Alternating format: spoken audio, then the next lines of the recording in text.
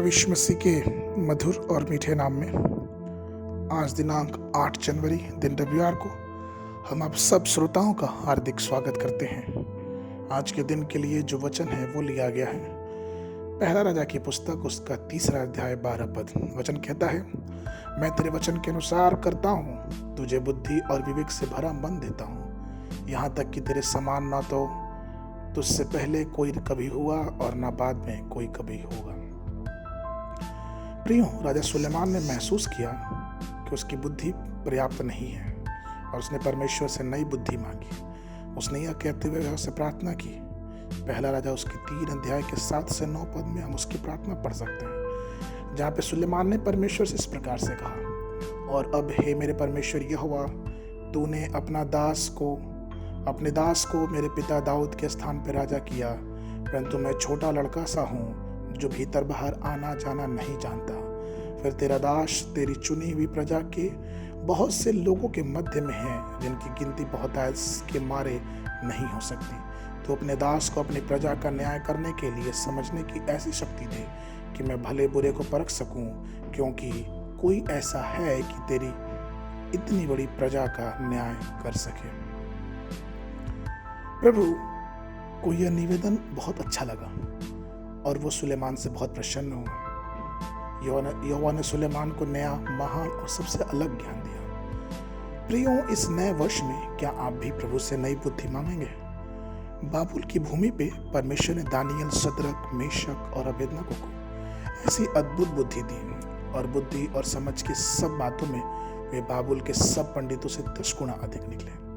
पवित्र शास्त्र कहता है, दानियल की पुस्तक उसके पहले अध्याय के 20वें पद में, और बुद्धि और हर प्रकार की समझ के विषय में जो कुछ राजा उनसे पूछता था, उसमें से वे राज्य भर के सब ज्योतिषियों और तांत्रियों से 10 गुना निपुण ठहरते थे।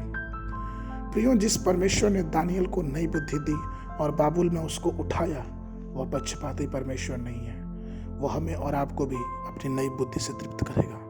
याकूब की पत्री उसका पहला अध्याय 5वें पद में परमेश्वर का वचन कहता है, पर यदि तुम में से किसी को बुद्धि की घटी हो तो परमेश्वर से मांगे, जो बिना उलाहना दिए सबको उदारता से देता है और उसको दी जाएगी। प्रिय, ज्ञान की बात करें तो एक संसारिक ज्ञान होता है और दूसरा दिव्य ज्ञान है जो परमेश्वर द्वारा प्रदान किया गया है। अब दोनों में क्या अंतर है?